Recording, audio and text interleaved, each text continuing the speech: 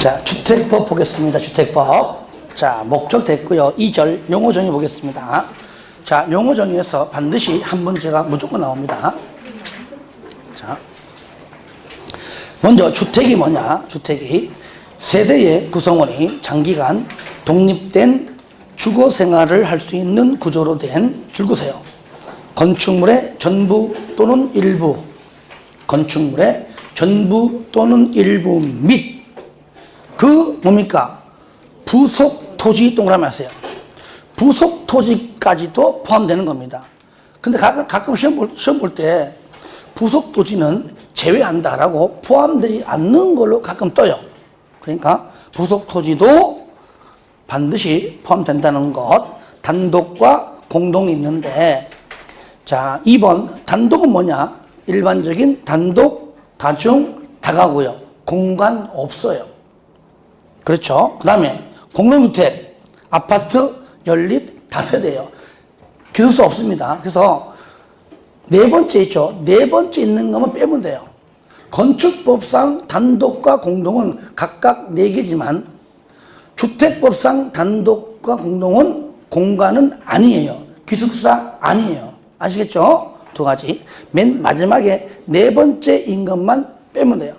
그래서 건축법과 주택법의 적용 방법 다릅니다. 저를 봐요. 그러니까 어찌 보면은요, 주택법은 건축법의 특별법이에요. 왜? 주택도 엄연히 건축물이니까. 그렇죠? 그러니까 이런 것이죠. 쉽게 말하면은 건축법이 처음엔 하나 있다가 건축물이 자꾸 방대해지고 비대해지다 보니까 일정 부분, 그러니까 모든 건축물은 건축법인데 주택을 띄어낸 겁니다.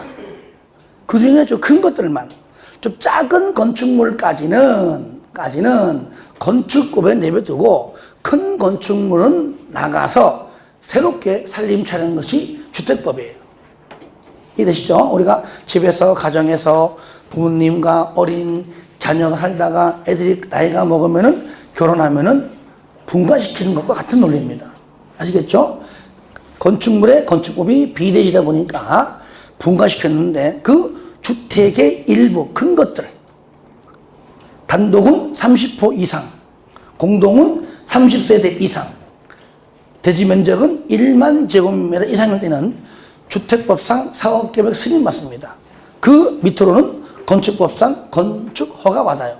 아시겠죠? 그러니까 주택 일부고 주택에 적은 것들과 나머지 모든 건축물은 건축법에 그대로 남아 있습니다. 자, 그 다음에 준주택은 뭐냐? 준주택 나오죠? 다 같이 읽어볼까요? 시작. 기숙사, 다중생활시설, 노인복지주택, 오피스텔. 기숙사, 바로 공동이 아니고 준주택입니다. 아시겠죠? 다중생활시설, 그죠? 이것도 준주택입니다. 자, 노인복지, 당연하죠. 뭐, 노유자 아니면, 건축법상은 노유자인데, 여기서는 준주택입니다. 오피스텔, 건축법상은 업무시설이죠. 여기서는 바로 준주택입니다. 다중생활시설은 뭐 일부분 뭐 2종 건설도 있고 있지만 여기서는 무조건 뭐라고요? 준주택이다. 다시 한번 시작. 기숙사, 다중생활시설, 노인복지주택, 오피스텔. 그 다음에 국민주택 별표하세요. 중요한 것은 내가 판사합니다. 좀 쉬운 것들은 그냥 책을 통해 읽어주시고요.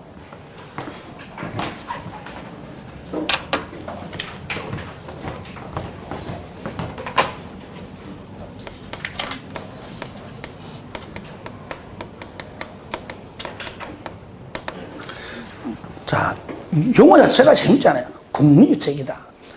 좀 풀이하면 대한민국 국민을 위한 주택이다.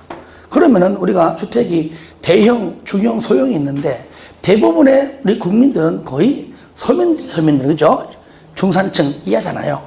그러니까 최소한 대부분의 국민들을 위해서 아파트를 건설해서 공급하자 한다면은 최소한 대형 주택은 아닙니다.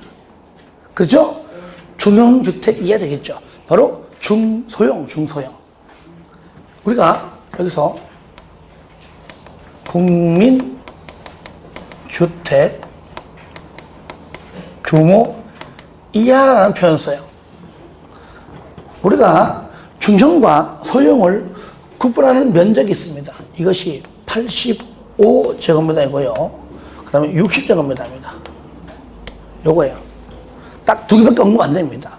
여러분들 꺼내보세요. 휴대폰 꺼내봐요. 휴대폰 꺼내보세요. 계산기 쳐가지고요. 85제곱미터를 곱하기 얼마 해야 평 나오죠? 0.3025 해보세요. 얼마 나오나? 25.7평 하면 되겠죠? 25.7평이 나올 겁니다. 여러분들이 살고 있는 아파트가 32평 흔들어 보세요. 흔들어 봐요. 전부 대형이야?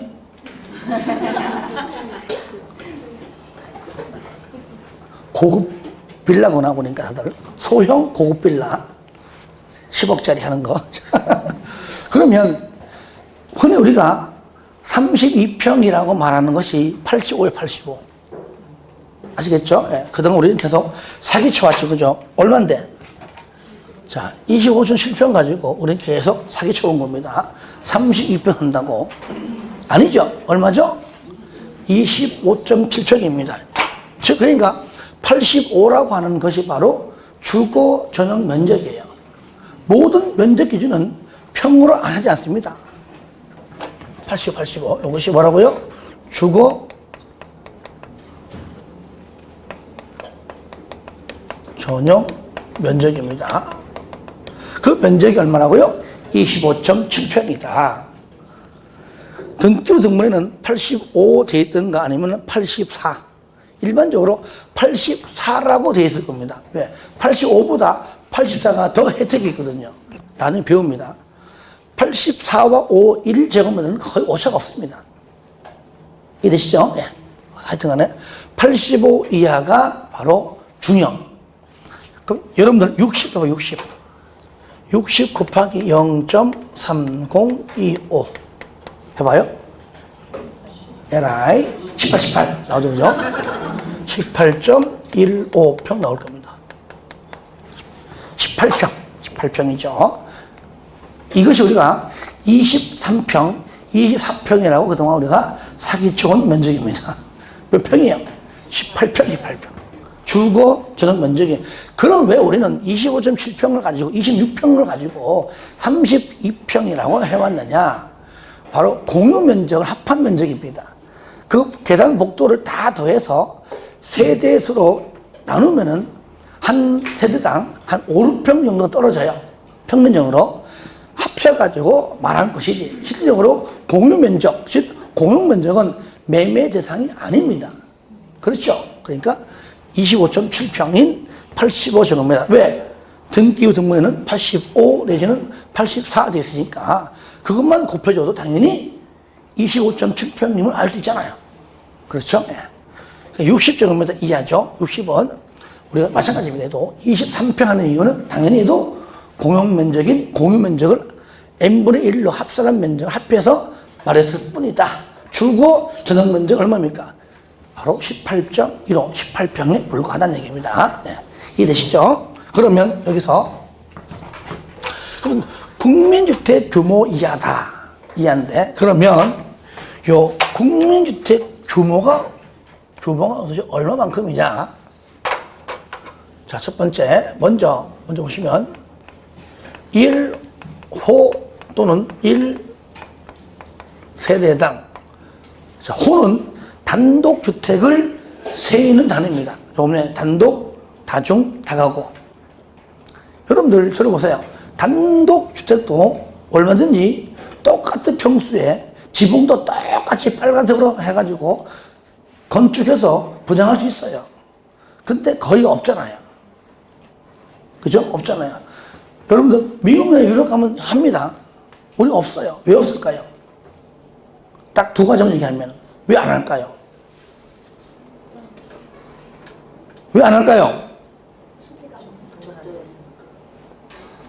맞아요. 돈이 안 되니까. 여러분 같은 하겠습니까? 같은 면적의 아파트 높게 지으려고 그러지? 달러 하나 딱 짓고 그때는 아파트 한 채 한 100억 팔면 되지. 그러니까 타산이 안 맞아요. 그리고 그렇게 할 만큼의 땅덩어리가 있지도 않아요. 대한민국은. 그러니까 법률적으로는 있는데 실질적으로는 하는 게 거의 없다. 그래 보시면 돼요. 공동주택도 보세요. 아파트 15대, 다세대와 연립 하는 걸로 못 봤습니다. 다 아파트지 또. 그렇죠? 한 30년 전만 하더라도 연립주택이 있었어요. 지금 없어요. 다 아파트로 바꿨습니다. 바꿨어요. 하여튼 단독주택이든 공동이든 간에 1세대당 주거 전용 면적이 얼마요? 85? 누가 100이래? 85제곱미터 이하까지. 누가 이겼어요? 저 뒤에 앉아. 보통요, 제가 경험상 앞에서 3번째 줄까지는 거의 붙습니다. 뒤에 덜 붙어요. 근데 거의 붙는 것이지 다 붙는 건 아니에요. 거의 붙어요. 이제 몇 명 안 됩니다. 누굴까요? 그러니까 가능하면 앞으로 앉으라. 그러니까 앞으로 앉으라. 그러니까 내가 말할 때 침 튀기는 거를 많이 맞을수록 붙습니다. 피가 되고 살이 되고 약이 됩니다. 자, 85 이하입니다. 85 이하. 단독도 85, 공동도 85인데 단 100 있긴 있어. 하지만 조금만 참을 걸. 하필이면 왜 밑에 걸 봤을까, 그죠? 단 수도권이 아니어야 돼요. 그리고 도시 지역이 아니어야 돼요. 그래서 광명은 무조건 수도권이기 때문에 해당 사항 없습니다. 지방 내려가서도요, 일단 도시 지역 빼고요. 읍면 지역. 무슨 지역? 읍면 지역은 예외적으로 100제곱미터 이하까지 가능합니다. 읍면 지역, 도시 외 지역이죠. 읍면 지역은 한마디로 그냥 군 단위 지역의 시골의 시골. 자, 거기는 이유가 있어요. 자, 배구를 하게 되면 15제곱미터 큰 건데, 한 작은 방 하나 더 생길 수 있는 겁니다. 거실이 넓든지 간에. 그러니까 그만큼 핵가족보다 대가족화 되는 지역이잖아요, 일반적으로. 그러니까 좀 넓게 짓는 것이 더 효과적이고, 그리고 이렇게 해야 세대수가 좀 줄어들겠죠. 왜? 분양이 잘 안 늘 거 아니에요, 도시적보다. 그렇죠? 그래서 이런 지역은 원칙 얼마인데? 원칙은 85 이하지만 예외 지역을 몇 가지? 100가지. 그래서 국민주택 규모 하면은요, 원칙 85, 예외 100가지를 다 말하는 거예요. 국민주택 그러면 일반적으로 85인데 규모 그러면은 100가지. 규모는 규모. 규모는 최대 100가지 가능하다. 그것이 여러분들 바로 거기 쌍가로 5번 있죠.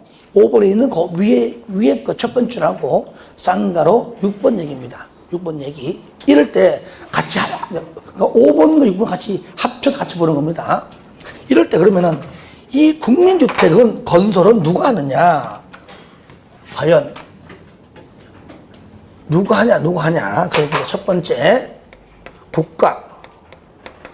쌍가로 5번에 있어요. 국가, 지자체, 토주공, 지방공사, 지방공사. 그러니까 주택법상 공공시행에는요, 딱 여기 네 놈만 나와요. 국가, 지자체, 토주공, 지공. 시작. 국가, 지자체, 토주공, 지공. 한 번 더 시작. 국가, 지자체, 토주공, 지공.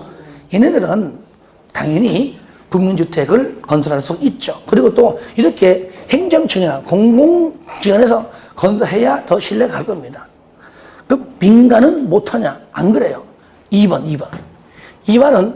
같은 경우는 유일하게 민간도 가능합니다. 특히 여기 국가, 지자체 재정. 국가 뭐요? 지자체의 재정. 지자체 재정. 세금. 재정. 그 다음에 다시 한번 강조합니다. 국민주택을 건설하기 위해서 모아둔 돈이 있습니다. 그게 뭡니까? 주택 도시기금이에요.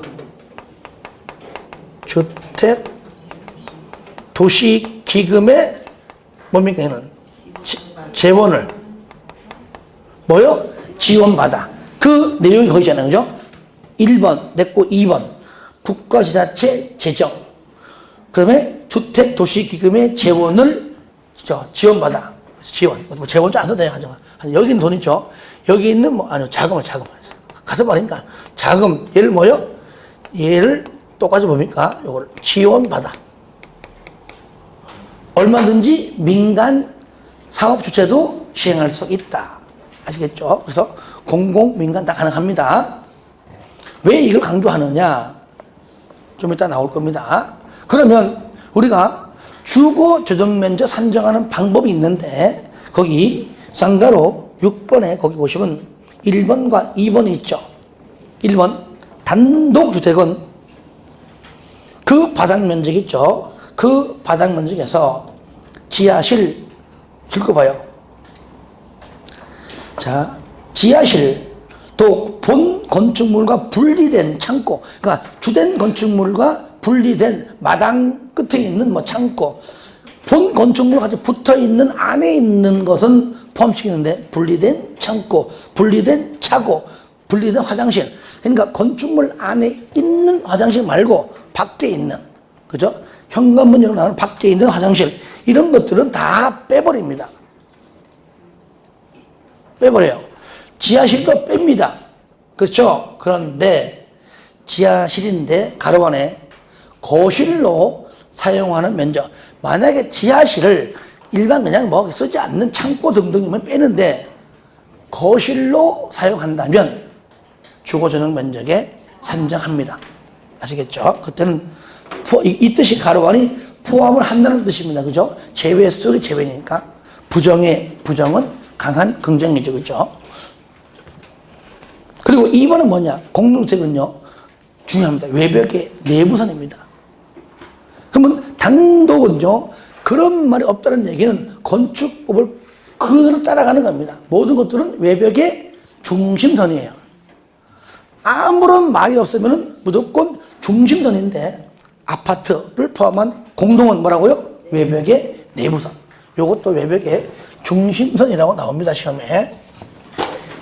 가령 단독이다. 이게 단독이에요. 단독이다. 공동이다.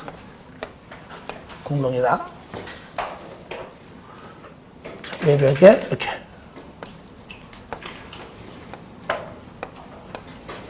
그랬죠. 단독, 공동. 단독은 당연히 그냥 건축법상 똑같이 외벽에 중심선으로 둘러싸인 면적이고요. 공동은 뭐라고요? 외벽의 내부선입니다. 요거요. 똑같이 단독 현재 면적에도 85제곱미터이고 공동도 85제곱미터를 한다면은 어느 게 더 큰 거야? 그렇죠. 공동이죠. 공동은 내부까지가 85고 얘는 중심선까지니까 실제로 내부까지는 85가 안 되는 얘기잖아요. 그죠? 그러니까 달라요. 그러니까 왜 똑같은 면적인데 단독하게 되면 뭔가 좀 작아 보이는 듯한 느낌이 들 겁니다. 그 산정 방법이 달라서 그래요. 그리고 실질적으로도 작고요. 벽 중간까지 안 보고 안쪽까지만 보고 하잖아요. 그죠? 그러니까 같은 면적이라면 공동이 더 크다. 이렇게 보시면 됩니다. 7번 민영주택, 국민주택을 제외한 주택입니다. 여기 있는 거 빼고 나머지 뭡니까? 민영이에요. 근데 저를 보세요. 민영주택이란 민간이 건설하는 주택을 말한다 하면은 얼핏 맞는 것처럼 보이지만 틀립니다. 왜? 국민주택도 얼마든지 자원 지원받아갖고 민간도 건설할 수 있기 때문이죠. 주의하세요. 그 다음에 8번 읽어주시고요. 8번, 9번 읽어주시고요. 10번은 이제 앞으로 이제 진도 나가면 할 겁니다. 좀 할 것이고요. 주택 조합 마찬가지고요. 진도 나가면서 볼 것이고요. 주택 단지. 주택 건설 사업 계획. 항상 주택을 건설하는 계획.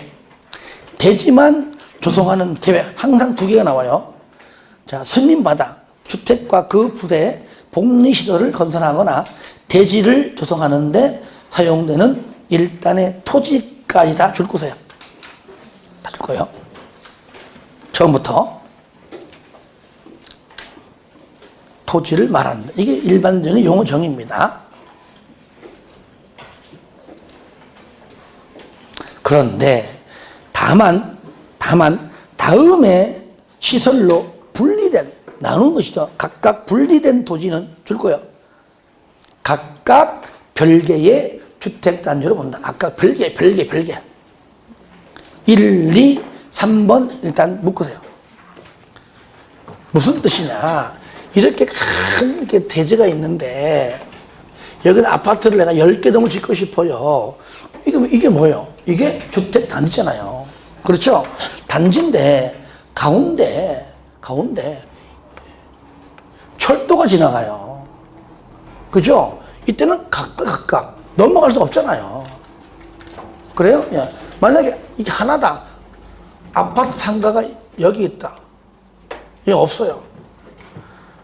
야, 너 상가 가서 통닭 한 번 사와라. 철도 지나가 거기다가 애가 안 들어와. 갔다 그 얘기야. 그때는 각각 따로 여기도 그러니까 앞 상가 다 있어야 돼요. 결론적으로 이렇게 사람들이 건설해 안 해? 안 하죠. 이렇게 안 하는 겁니다. 각각. 그러니까 이쪽이 철길이에요. 이쪽이 뭡니까? 고속도로예요. 또 자동차 전용도로예요. 그러니까 횡단보도를 할 수 없는 곳이잖아요. 쉽게 말하면은. 그래서 안 된다. 그는 따로 각각 또 있어요. 가운데 폭이 얼마? 20m 이상인 일반 도로예요. 그 다음에 8m 이상인 도시군 계획. 아직까지 여기는 도시군 아직 안 들어갔습니다. 그래서 도시계획 예정도로예요. 도로. 이걸 이해하시면 돼요. 20m 이상 일반 도로, 8m 이상 도시계획 예정도로일 때는 어떻게 한다고요? 각각 별개로 온다. 여기서 숫자를 바꿔냅니다. 자, 맞으면 O, 틀리면 X. 20m인 도시계획 예정도로는 각각 별개로 온다. OX. 틀렸어. 틀린 거야. 맞잖아요. 20m인 20m는 8m 이상이잖아요. 그래, 그렇게 넣으셔야 돼요. 그거 낸다니까. 이해됩니까? 네. 만약에 20m 이상 틀리면 20m인 맞는 겁니다. 그렇죠? 뭐뭐인, 뭐뭐 이상, 이거 잘 봐야 되는 거예요. 그죠? 금방 한재가 10초밖에 안 되잖아, 10초밖에. 괜찮습니다. 이렇게 나온다는 겁니다, 시험에. 여러분들이 지금쯤 보면은 이제 다음 주까지 하면 이제 한 달 끝나는데 한 번 다 보고 난 다음에 진짜 어렵다. 공부하기 전에는 아휴 저거 뭐 대충 한 3개월 하면 되지.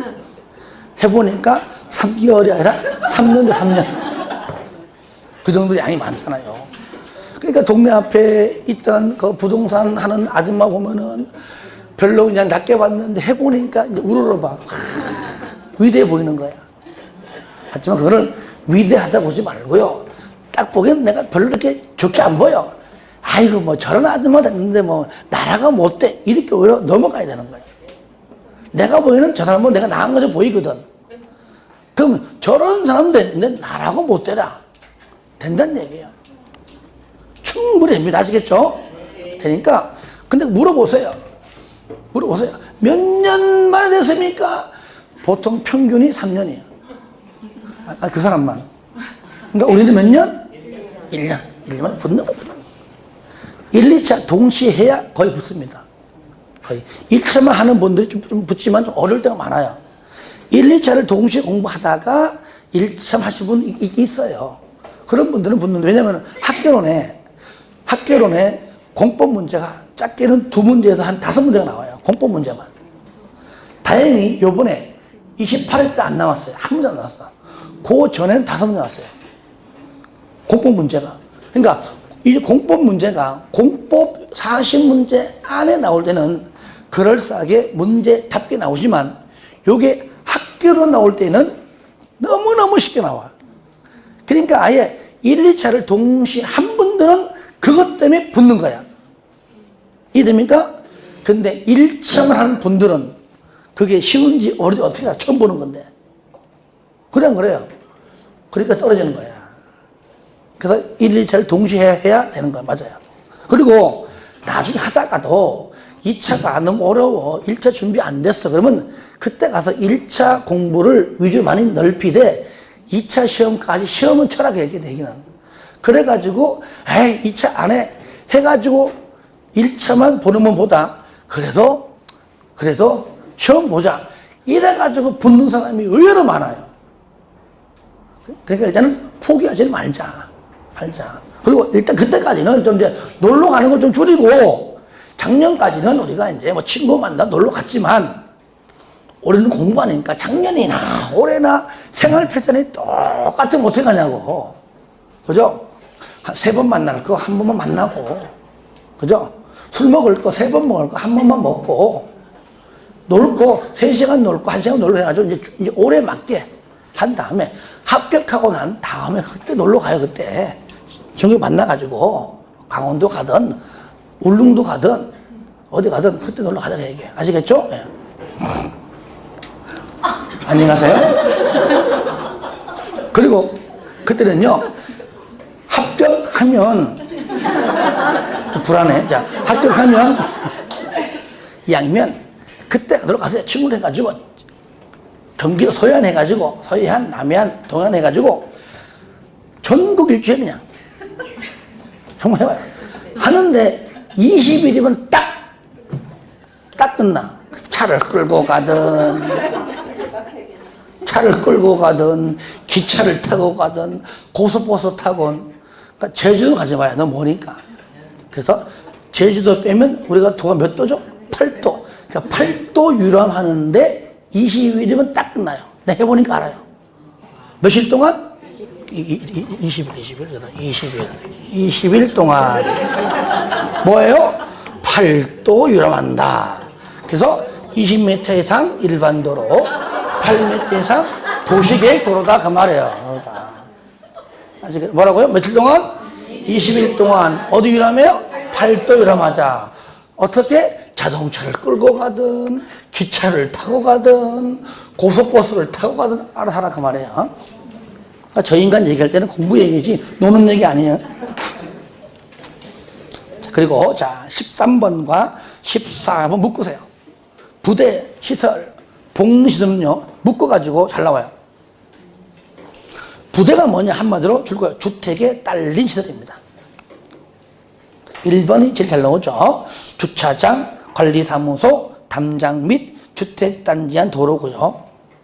2번에 건축설비도 있고, 3번에 1번 경비실, 자전거 보관소까지만 줄거세요. 나머지 읽어주시고요. 그 정도 알면 돼요.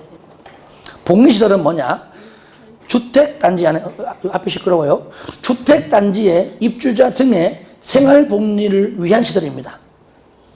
생활복리를 위한 공동시설인데요. 자, 1번 일 중에 어린이 놀이터, 근린생활시설, 유치원, 주민운동시설, 경로당입니다. 이거는 입주자를 위한 겁니다. 아시겠죠? 입주한 자들이 사용하는 겁니다. 그래서 부대와 복리 있죠? 두 가지를 구분시키는 거 반드시 해 주시기 바랍니다. 자, 그 다음에 15번에 기반시설 뭐 됐고요. 16번 기간. 자, 기간을 연결하는 것이 바로 17번의 간선입니다. 도로, 상하수도 등등이 있는데, 자, 17번의 간선시설입니다. 도로, 상하수도, 전기, 가스, 통신, 난방 있죠? 방금 16번에 있는 이러한 기간시설을 주택단지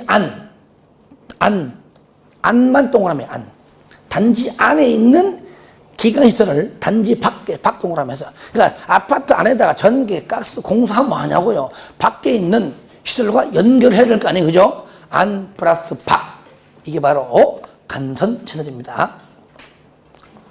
공구는 망치가 아니고, 망치가 벤치가 아니고 지역 개념이에요. 109, 209입니다. 뭐라고요? 109, 209, 309인데, 자, 그러니까 이런 경우죠. 여기다가 아파트를 이렇게 크게 짓고 싶은데 너무 넓은 거야. 한 20개 동을 해야 돼. 그러면 한 5년, 6년 걸릴 것 같아. 그럴 바에는 반 나누자. 반 나눠가지고 이쪽을 우리가 이제 109라고 하고, 이쪽을 209라고 하고, 얘를 먼저 시작합니다. 하고 나중에 얘를 이어서 합니다. 이때 나눌 때는요, 반 나누는 것이 아니라 어차피 단집을 하면 1단지, 2단지 그런 얘기잖아요. 일종이죠. 그러니까 이 사이에 도로로 해요, 도로로. 뭐라고요? 도로. 얼마 이상? 최소? 그렇죠. 최소 6m 이상 도로로서 109와 209를 구분을 시켜라 그 얘기죠. 그러니까 건축법은요, 건축 허가 받죠. 그냥 그래요. 주택법은 사업계획 승인 받습니다. 뭘 받아요?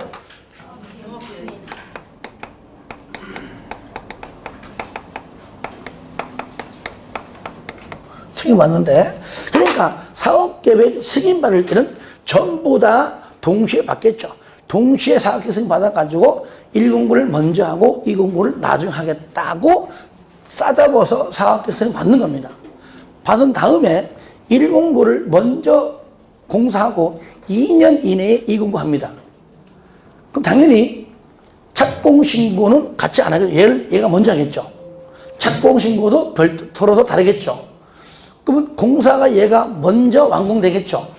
그러면 건축법은 사용 승인, 주택법은 사용 검사입니다. 그럼 사용 검사도 따로따로 받겠죠. 그냥 그래요. 사업계획 승인은 동시에 받지만 착공신고도 별도로, 사용 검사도 별도로. 그만하는 거야. 그게 파란 거. 착공신고 및 사용 검사를 별도로 할 수 있다. 그 얘기죠. 예를 들어 1번에 6m 이상이고요. 이 나누었을 때 각각 얼마 이상이가요? 300세대 이상이어야 돼요. 각각 공급별로 최소한도로 해도 300세대 이상입니다. 근데 전체, 요 뒤에 나와요, 뒤에. 한꺼번에 정리하세요. 전체는 최소 얼마? 그렇죠. 전체. 최소는 600세대 이상이 됩니다. 자, 그 다음에 19번. 세대 구분형 공동입니다. 저를 볼까요? 일반적으로 단독주택은요,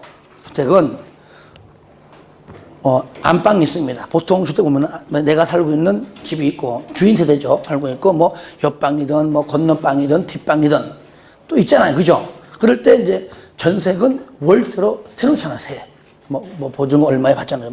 건너방, 옆방, 뒷방, 뭐, 2층 받잖아요. 이럴 때, 다른 세대가 들어오더라도 어차피 그 주택은 하나고 등기부가 하나예요. 그렇죠? 그러니까 세입자 들어온다 해가지고 다 등기가 따로 되는 게 아니잖아요. 이런 형태로 공동주택도 만들자 그 말이에요. 수도권 때문에 나온 겁니다. 서울이다. 32평형이다. 아까 25.7평 있죠. 근데 이거를 32평 하면 안 되지만 32평 형자 붙이면 돼요. 형. 이해됩니까? 아파트 가보세요. 아직까지 우리가요, 봐요. 원래는 만약에 32평이다. 32평 쓰면 걸립니다. 왜? 25.7평이기 때문에. 근데 25.7 쓰면 사람들이 어머 작아 보여. 우리 작아 그럴 거 아니에요, 그죠? 이렇게 하는 거예요. 그래서 가보세요. 32평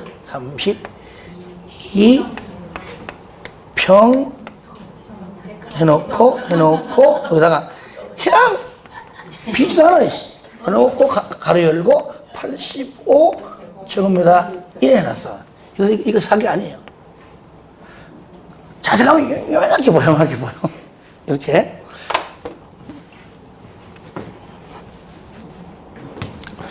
자, 그러면 무슨 얘기 하려고 하느냐. 아파트도 현금으로 들어가면은 보통 32평형이다 그러면은 일반적으로 뭐 거실 있고 안방 있고 중간방 작은 방 있잖아요. 이럴 때 전세로 혼자 살고 싶어도 들어가게 되면 그 방을 전체 다 새로 놓잖아요. 주인 안방에 살고 작은 방 금방 내는 경우는 그렇게 드물잖아요. 거의 없죠, 그죠? 그러니까 아예 처음에 아파트를 그렇게 짓자고 얘기해요. 꼭 구조 원룸처럼 아예. 그죠? 거실이 하나 있다면 뭐 방 하나, 두 개, 세 개, 네 개 짓는 겁니다, 이렇게. 그래가지고 방 안에 들어가면 원룸 구조랑 똑같아. 안에서는 먹고요, 다 할 수 있는 겁니다. 그렇게 아예 새를 놓게 되면은 전부 다 안 놔도 나 혼자 살아요. 그러면 그런 거 하나 딱 하게 되면은 n분의 1 정도면 있으면 되잖아요. 그게 뭐라고요? 세대 구분형인데 이것도 각 세대별로 전부 다 임차인이기 때문에 각 세대별로 등기가 돼야 안 돼. 안 되고 그냥 전체 하나만 있는 거, 있는 거. 자, 책 봐요. 줄 겁니다. 1번. 줄 거요. 공동주택의 주택 내부 공간의 일부를 뭐라고요? 세대별로 구분하여 생활이 가능한 구조로 하되 그 구분된 공간의 일부를 구분 소유할 수 있는? 없는. 당연한 거죠. 없는. 여기 있는, 없는입니다. 어차피 등기부 하나거든요. 하나고 각 방마다 세를 주는 것 때문에 구분 세대가 안 되죠. 할 수 없는 주택으로 된 공동주택인데 1번, 2번 읽어주시고요. 3번 보시면 전체 세대수의 3분의 1까지 가능합니다. 전체가 9개 동이면은 3개 동까지 가능해요. 아시겠죠? 3분의 1이니까 30%가 아닙니다. 가능하고 그 다음에 4번도 마찬가지. 4번은 전체 면적의 3분의 1까지 가능합니다. 무조건 3분의 1 세대수소 3분의 1 면적도 3분의 1까지 아파트 짓는데 근데 저기 109동하고 110동은 세대 구분형이래. 그거 분양받아가지고 난 돈이 많아. 난 내가 살기가 목적이 아니야. 그 분양받아가지고 가져가지고 전체를 뭉텅이 세주지 말고 뭐 한 3칸 4칸이면 세주고 나는 혼자 살아. 난 할머니야. 그럴 거 사가지고 하나는 내가 쓰고 다른 방들은 세를 주고 하면 될 거 아니에요. 그런 것들. 나 이혼했어. 혼자 살아. 하나 쓰고 나머지는 그래서 내가 남자야. 그러면 이제 여자야. 그러면 남자들만 세를 주고 그런 겁니다. 혹시 알아? 걸릴지? 하여튼 간에 까먹지 말라 하는 겁니다. 우쩍하는 거니까요. 그 다음에 2번 봐, 2번. 2번은 거기 1번 같은 내용을 좀 반대로 표현한 겁니다. 세대 구분형 공동주택의 건설과 관련하여 주택 건설 기준 등을 적용하는 경우에 세대 구분형 공동주택의 세대수는 그 구분된 공간에 세대수와 관계없이 뭐라고요? 하나의 세대. 동그라미 했어요. 하나의 세대란 말은 구분소유할 수 없는 거랑 같은 말이잖아요. 한다는 것. 자, 그리고 또 중요한 하나 나오죠. 도시형 생활주택 보겠습니다. 도시형 생활주택. 중요하죠. 다 중요해야 돼. 그죠? 도시형 생활주택. 이 법이 생긴 지 한 5, 6년 좀 됐는데, 처음엔 인기 많았는데, 요즘은 조금 좀, 뭐라 그러죠? 실실해졌습니다. 왜냐면 이 뜻이죠. 쉽게 말하면, 원룸촌에 가면, 원룸들이 특히 수도권 가면 싸질 않아요. 지방은 좀 싼데, 보통 뭐, 보증금 뭐, 500, 1000에 월세 작게 한 4, 50에서 막 7, 80 하잖아요. 좋은 데는. 근데 그렇게 비싸니까, 그러면은, 원룸 구조로 만들 때 아파트를 짓는 겁니다. 한 동을 지어가지고 모든 세대수는 어떻게 한다고요? 모든 세대수는 원룸처럼 다 만드는 겁니다. 그러면 좀 더 저렴하게 들어갈 수 있다는 얘기죠. 그래서 얘는 먼저 지을 때 얘는 일단은 300세대 미만까지밖에 안 돼요. 299죠. 그리고 국민주택이 아니라 국민주택 규모예요. 그럼 얼마까지? 원칙 85 최대 100까지 가능하죠. 일단 여기까지 그래요. 근데 여기 어디형입니까? 도시형이니까 어디가 가능해요? 도시 지역에서만 가능해요. 그러면 자 면적이 얼마까지 가능한 거예요? 85제곱미터 이하까지밖에 안 됨을 요걸로써 알 수 있다는 얘기입니다. 그렇죠? 85 이하까지 가능하다. 이럴 때 종류가 크게 두 가지 있는데, 자, 원룸형이 있고요. 두 번째, 단지형이 있습니다. 자, 원룸형은 우리가 주택법상 공동주택은 아파트, 연립, 다세대. 그러니까 아파트, 연립, 다세대. 그러니까 겉으로 보기에는 아파트인데 현관문 열고 들어가니까 원룸형 구조야. 겉으로 보기에는 뭡니까? 연립인데 겉으로 보기에는 다세대인데 현관문 열고 들어가면 뭐라고요? 원룸형이다. 그 얘기죠. 현재 도시형 생활주택을 짓는 거 내가 아는 부분에서는 100% 다 요겁니다. 이거요. 이거야. 남들한테 나 아파트 사라 하거든요. 진짜 아파트예요. 집에 놀러 가도 돼? 절대 안 되죠. 이해되죠? 그죠? 그런데 겉으로 보기 아파트 한 동 내지는 작은 거 두 동에 딱 서 있습니다. 그러면 거기에 들어가는 그 아파트 뭐라 그러죠? 그죠? 입구에 써 있습니다. 크게. 도시형 생활 써 있어요. 써 있던 얘기예요. 이게 써 있어요. 이렇게 아파트로 구조로 살아야 좀 더 보기 좋고, 아시겠죠? 일단 세 개 다 가능하지만 아파트 형태로 많이 짓더라. 그 얘기입니다. 근데 단지형은요,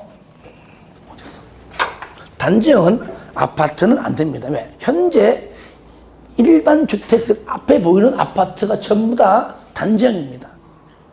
왜? 단지형은 일반적으로 지금 돼 있잖아요. 1단지, 2단지. 그죠? 같은 아파트인데 1단지는 단위가 100단입니다. 101동, 102동. 2단지는 201동, 202동. 3단지는 301동이 나가는 겁니다. 그러니까 아파트는 현재 단지형으로 되어 있기 때문에 현재 연립과 다세대는 단지형으로 현재 안 하고 있습니다. 그리고 거의 안 지고 있잖아요. 아파트, 원룸주택 하게 되면 다세대 한 동 딱 지어가지고 짓는 경우 있지, 단지형으로 안 하고 있잖아요. 그러면 도시형으로 하나, 아파트는 빼고 하고 있으니까. 그래서 얘는 뭐예요? 연립하고 다세대만 가능하다. 아파트 없습니다. 이럴 때, 자, 원룸형은 말 그대로 아파트 들어가기 전 구조는 아파트지만 실질적으로 원룸촌에 가면 원룸 구조 면적이 85될 만큼의 방이 크지 않잖아요. 왜? 무슨 정리 때문에? 무슨 정리예요? 원룸형이니까 말 그대로 원룸형에 맞게끔 하라 그 말이죠.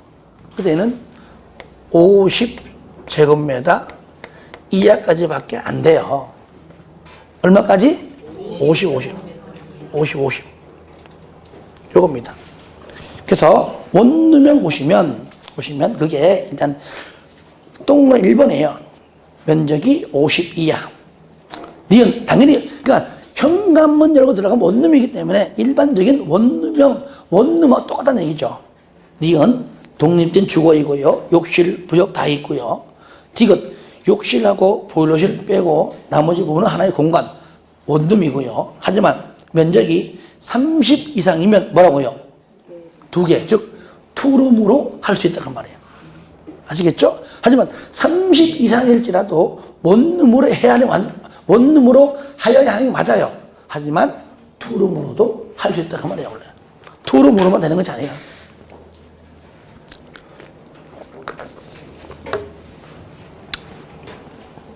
그리고요, 리얼 지하층 하지 말아라. 아파트 지하 안 하죠, 그죠? 그리고 2번과 3번 묶으세요.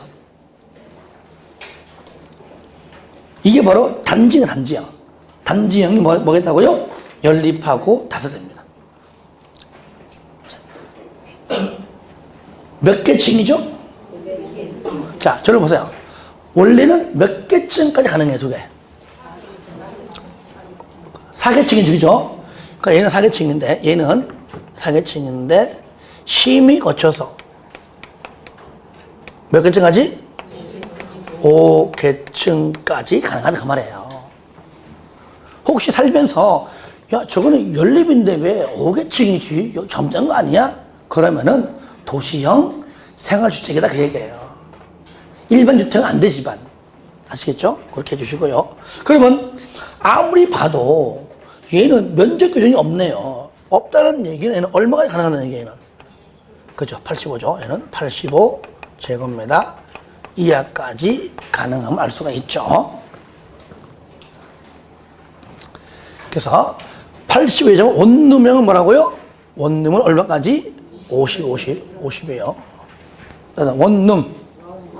이게 원룸인데, 이게 영어로 원룸인데, 이게 저기 경상도 가면은 원룸이 안 그래요. 따라서 온룸. 온룸. 온룸인 50. 온룸. 50. 온룸. 괜히 네.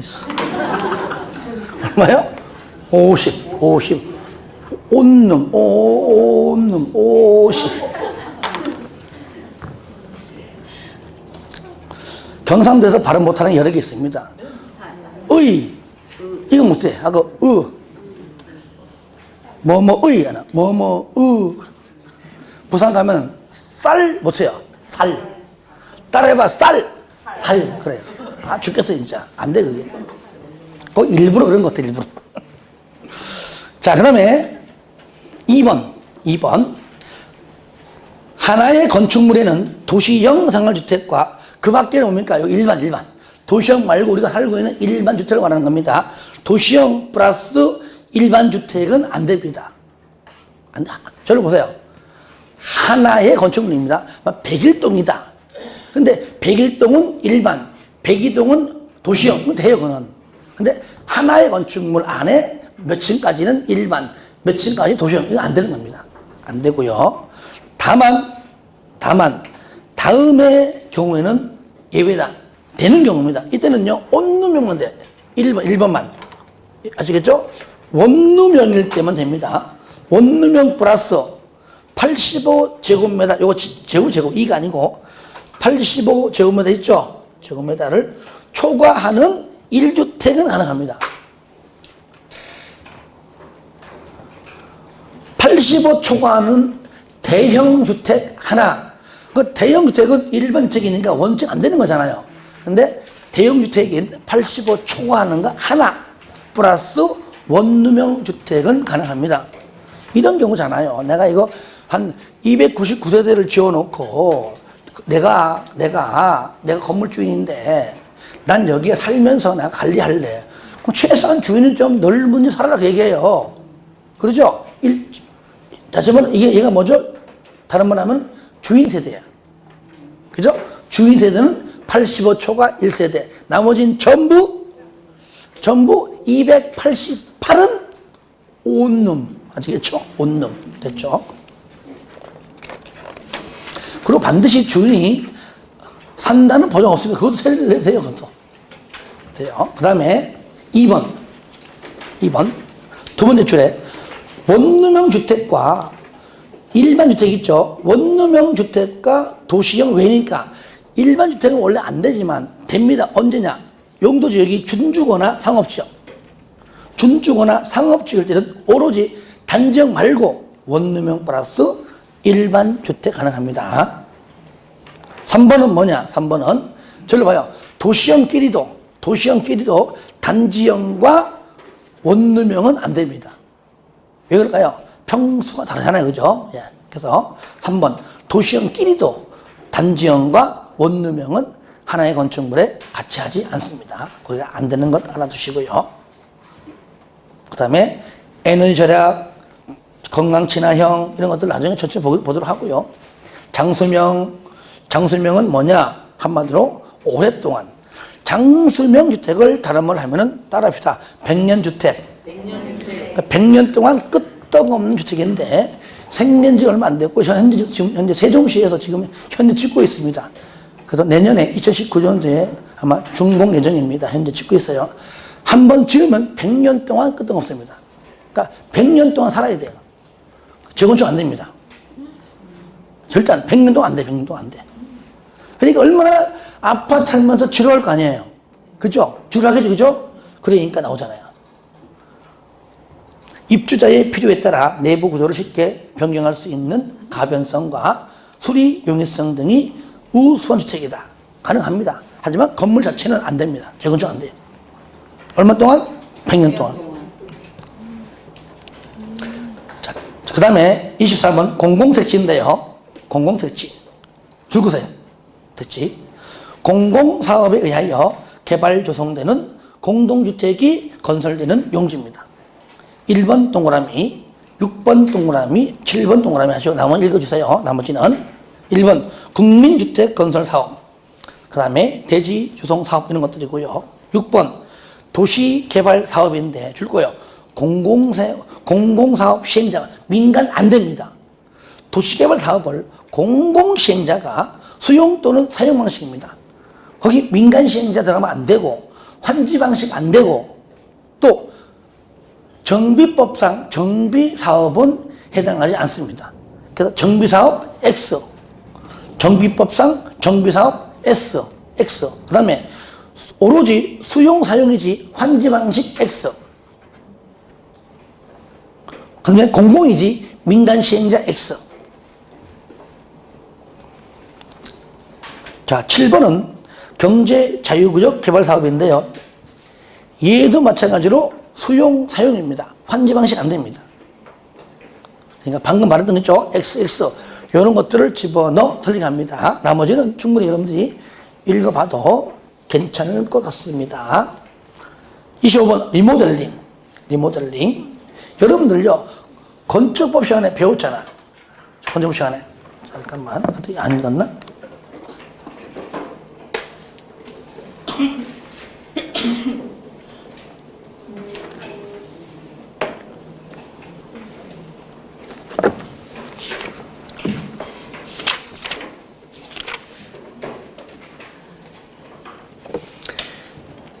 여러분들, 자, 건축법 펴보세요. 용어 정의 파트.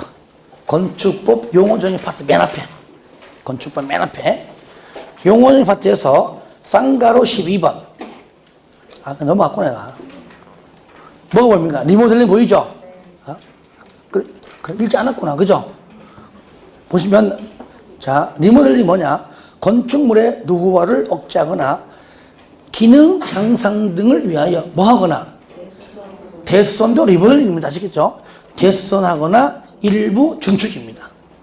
그러니까 대수선도 리모델링이고 일부 증축도 리모델링인데 건축법상은 대수선은 배웠지만 일부 증축에 대해서는 뭐 우리가 신증 개재할 때 배웠죠. 그죠? 하지만 주택법으로 오면은 그거 보세요.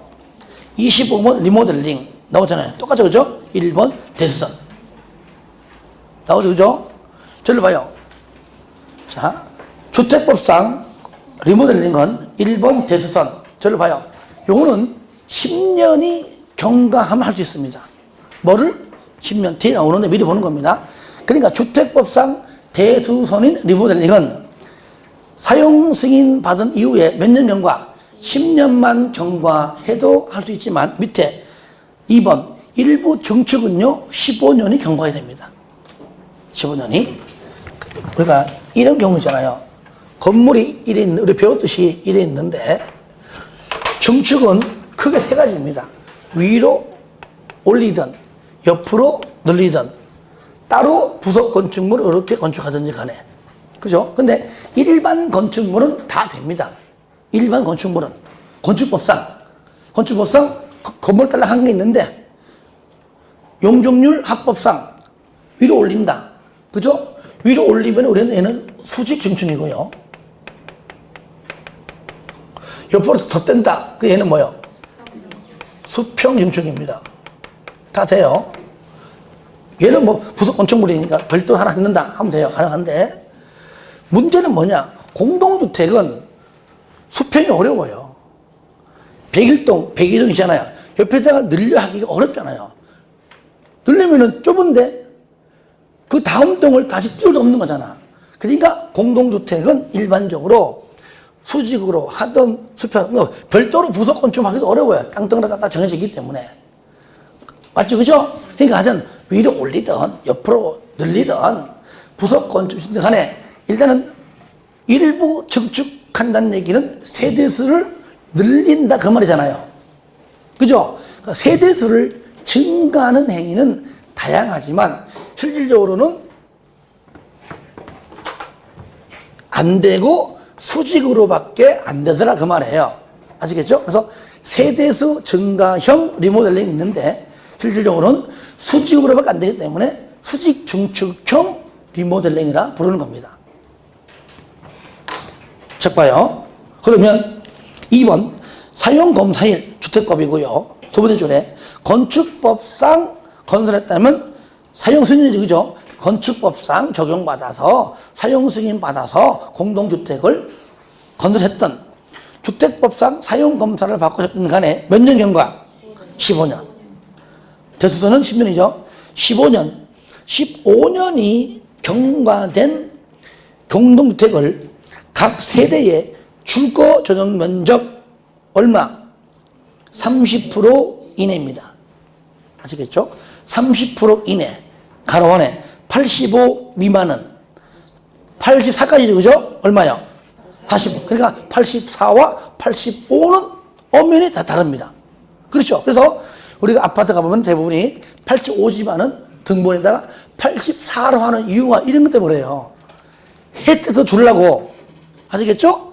85 이상은 얼마라고요? 30%까지. 내가 살고 있는 면적의 30% 이내까지. 84 미만은 얼마요? 40% 이내 범위 내에서 증축할 수 있는데, 그런데 이 면적을 다 할 수 있는 게 아닙니다. 3번.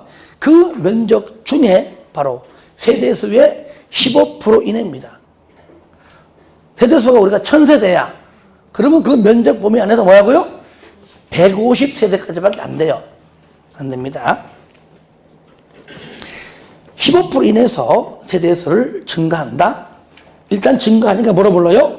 세대수 증가형 리모델링인데 수직으로밖에 안 되더라. 그래서 다만 수직으로 증축한다. 뭐라 불러요? 수직 증축형 리모델링이라고 부른다. 이럴 때 1번 최대 3계층까지밖에 안 돼요. 15층이면 18층. 예를 들어 20층이어도 23층이죠. 자, 3계층 이하에서 그 범위 내에서 대통령령으로 정하라 했으면 정했어요. 기억. 15층 이상은 3계층까지. 14층 이하는 2계층까지밖에 안 된다 그 말이죠. 15층 이상은 3계층까지. 14층 이하는 2계층까지 가능하다. 2번 수직 증축형 리모델링의 대상이 되는 기존 건축물에 줄거세요. 신축 당시 구조도를 보유하고 있을 것. 그러니까 보면 일반적으로 뭡니까? 설계 도면을 가지고 있을 것 해야 되겠죠. 자, 나머지 26, 27 전부 다 뒤에 나옵니다. 나오고요. 28, 29 마찬가지로 이거는 뭐 이 정도로만 알면 되겠습니다. 한 5분간만 쉬었다가요. 뭐 한 30분 정도만 조금만 더 하고 마치겠습니다.